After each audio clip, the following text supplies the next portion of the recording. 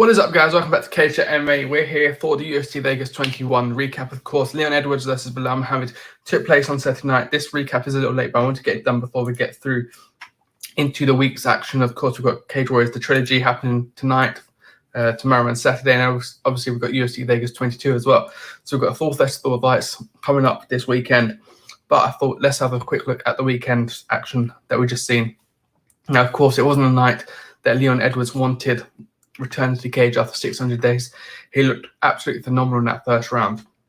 You know, he's piling on the pressure. He looked in terrific shape all camp, didn't he? And you saw the pictures coming out in fight week of how ripped he was. He looked ready to you know, really plant himself and make a statement in that welterweight division and claim he's next in line for that title shot. Now, of course, since then, Master has been given that title shot. Fans are back in Florida. But you know, Leon Edwards, there was no winners. Obviously, it was a no contest, so, you know, quite literally and metaphorically, no winners. Belal Muhammad in his first main event in his career, at least with the UFC in his first main event, at least, you know, you have to feel sorry for him. He came out, you know, he took this fight on short notice. He only competed 5 weeks ago against Diego Lima. Looked phenomenal in that fight, put a, you know, solid game plan together, and then come in short notice and taking this bout. And it looked like he was in a, you know, career-threatening sort of spot when that eye poke did happen in that second round.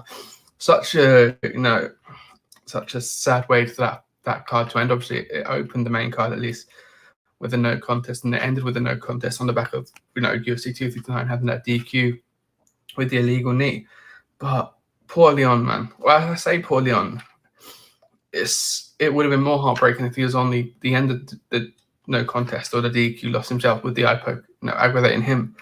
But it does still, you want to say poor Leon, but at the same time, he was the reason why the fight got stopped, albeit maybe no fault to his own in a intentional sense, but he was the reason why the fight got called. And it was his second eye poke of the night. Now, whether that means it's time to look at a change of gloves, I think the UFC are probably adamant that they don't want to change gloves right now, unless they design or, you know, purchase a blueprint for a design in gloves, but they're pretty much happy with those gloves. But we see eye pokes too regularly now, and, you know, Belal Muhammad could have been, you know, seriously injured. Fortunately, he's not. He will be coming back, and hopefully he will be back against Leon Edwards. He has to come back against Leon Edwards. So we have to run this back. I don't like this. Leon Edwards trying to, you know, look for Colby Compton or a Masvidal fight, albeit Masvidal's like the title, of course. You can't, you know, pitch a title shot off the back of a no contest. Yes, he's on an 8-fight win streak, but, you know, he came back, looked phenomenal that first round. Probably should have got the finish in that first round. He wasn't quite able to, but I think Belal Muhammad, you know, showed his toughness in that first round to get through it. But if you're Leon Edwards, you're in a real sticky spot. You have to just run it back. You have to say, fair game, I made a mistake. You know, take it with a pinch of salt.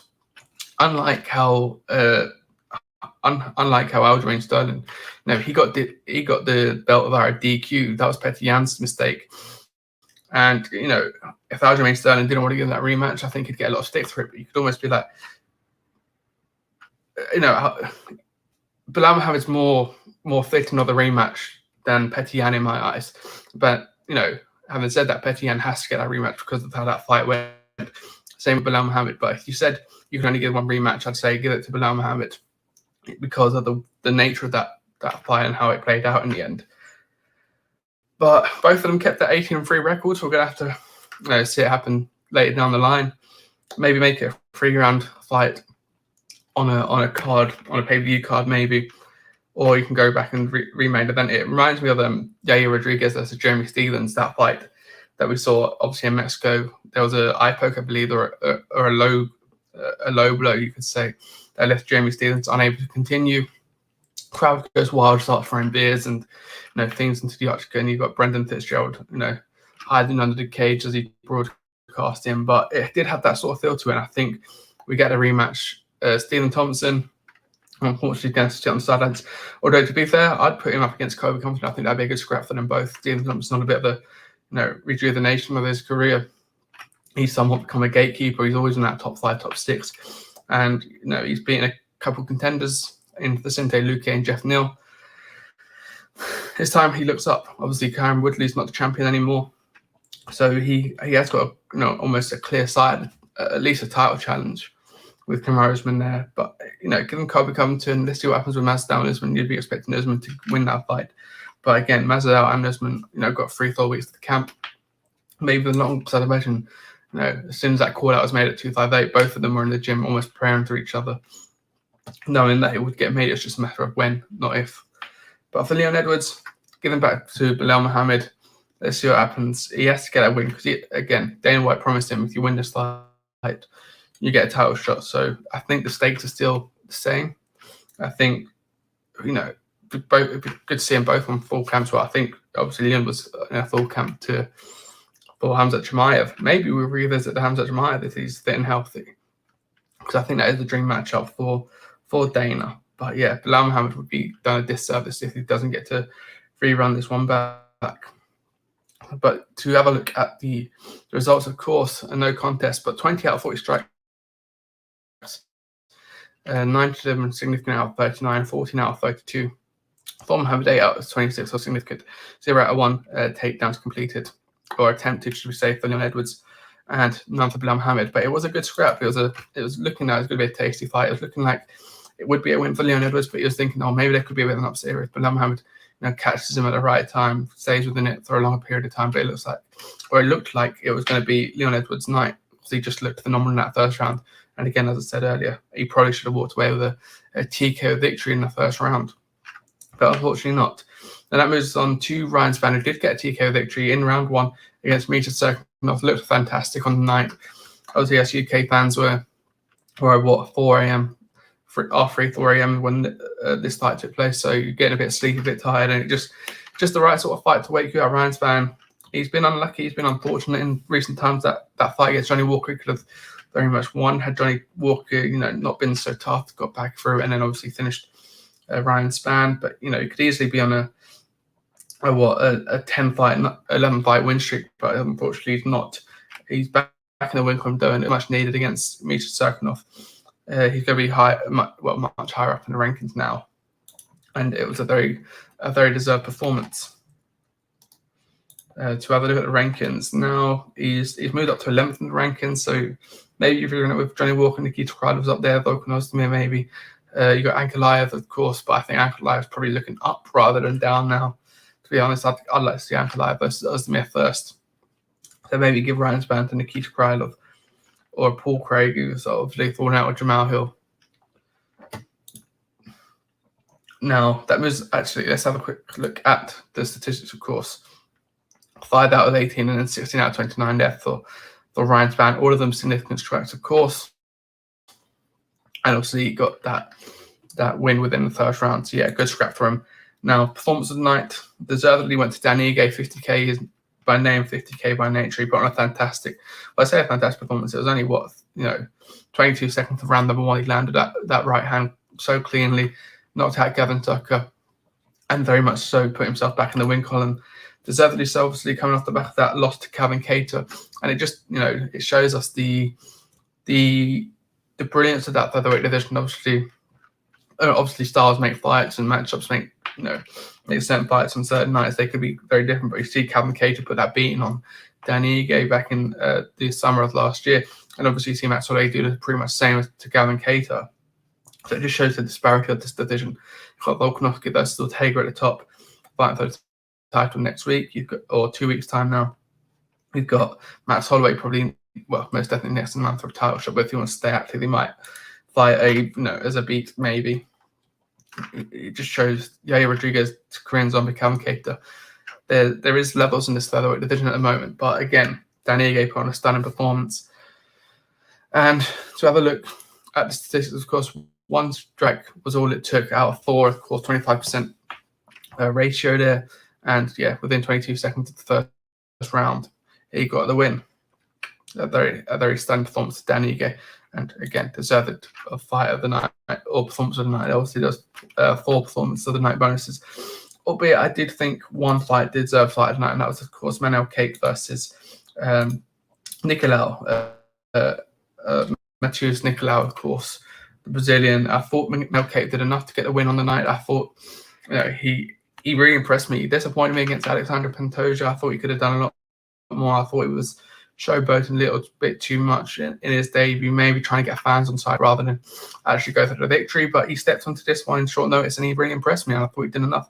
It was 1-1 going into the third round. I thought Nicolau did enough in the first. I thought Cape took the fight over in the second. And I thought he did enough in the third, especially with those knees. He done a lot of damage in that final 2.5 minutes, which I thought he stalled around. But they did give it in a split decision to Nicolau, and I think Cape can be hard done by, or be feeling hard done by. Maybe he got grilled by Khabib Nurmagomedov for that for his footballing knowledge, and he got stolen the fight, you could say, against Nicolau. But again, he's really impressed me this weekend, and it shows that he does belong in the UFC.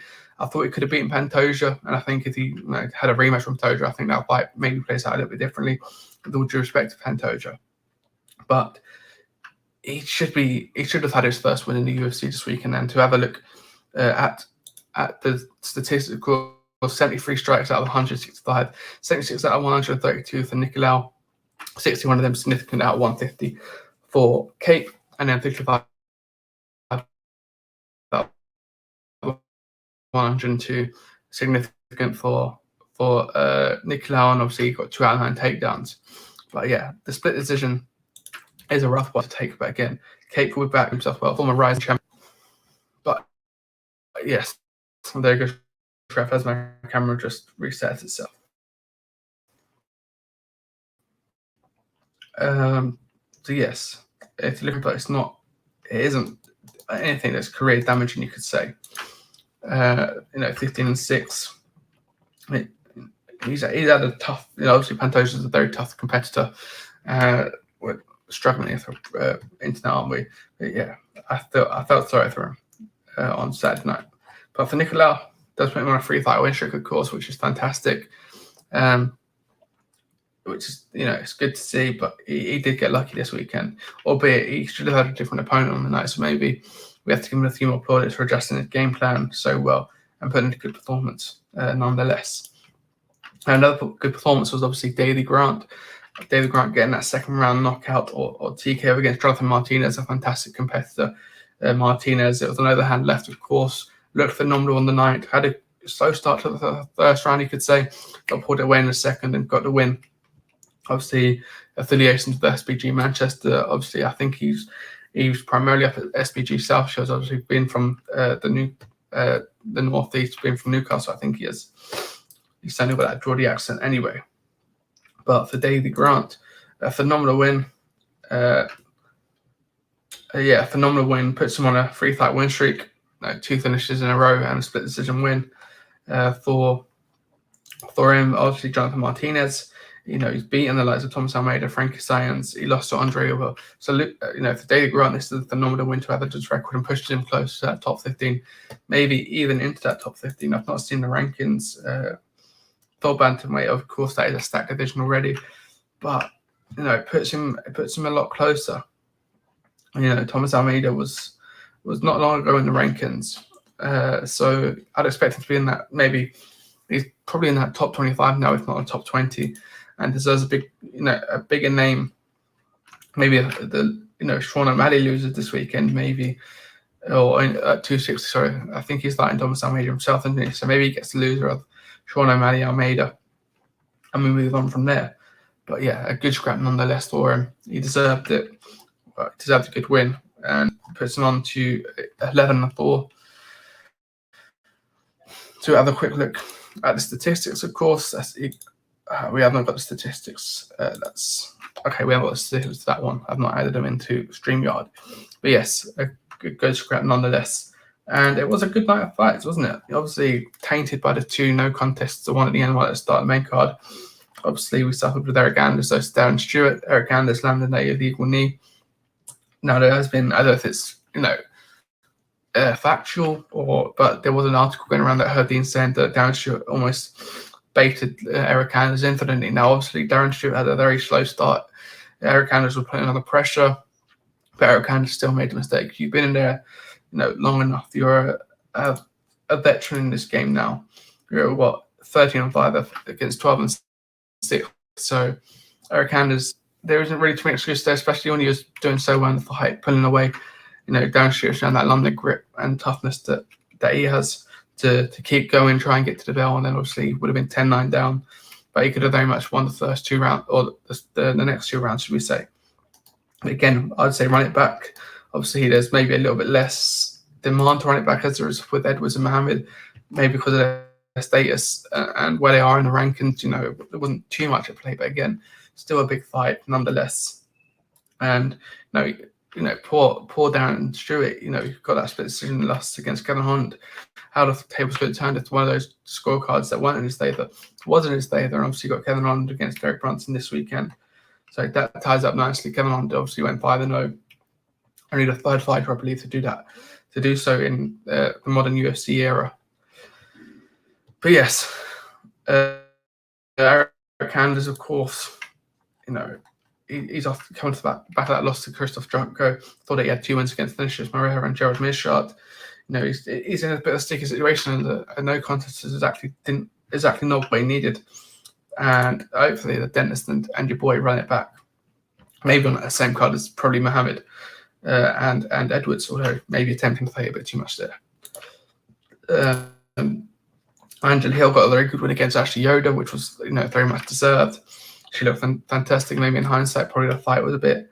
There was a couple of fights where you think looking at matchmaking, maybe the skill level here was a bit too different.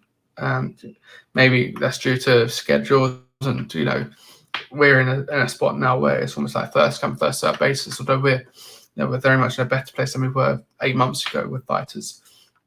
So you have to question the matchmaking a little bit, but again, good scrap. Angela Hill comfortably beating Charles Jourdain with a fantastic 3rd round knockout against Marcelo Rojo. Rani Yahya with that submission win, the beautiful arm triangle submission win against Ray Rodriguez. Nadrat Hakparatz getting the win against Hatha Garcia via unanimous decision. JJ Aldrich beat Courtney Casey by a split decision, a very close fight. Jinyu Frey with a unanimous decision win against Gloria De Paula, a fight that I think many people almost did admire because it was quite a gritty fight, a lot of controlling on the ground from Jinyu Frey, but she got the win nonetheless. And it, maybe it got overlooked because of the opening fight with Matt Semmelsberg, again, that 14-second knockout against Jason Witt. A brilliant counter to that calf kick. Just knock him out easy as that, isn't it? I'd imagine a lot of people might be taking notes from that one.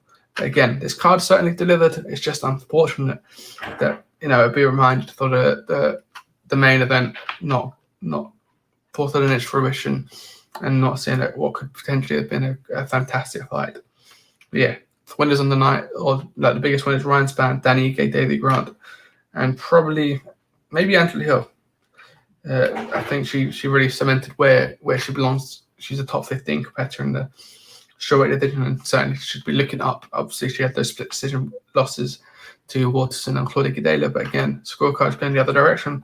We're looking at a top 5, top 6 competitor in Angela Hill. So yes, I'm going to leave it there, guys. I will be back later for the Cage Warriors trilogy. We'll be previewing each fight card on the day, of course, and then obviously we'll be here for UFC Vegas 22 next on Saturday evening, of course. And then we look forward to we've got a couple of weeks of UFC fights at these fight nights, and then we're on to Bellator and PFL, and April's just as stacked as March has been. So yes, make sure to hit that subscribe button if you're watching on YouTube. If you're watching on Facebook, make sure to hit that follow button. And if you're watching on Twitch, of course, make sure to hit that follow button, of course. I'll see you guys probably about 6 p.m., 7 p.m. ish for the Cage Warriors 120 preview.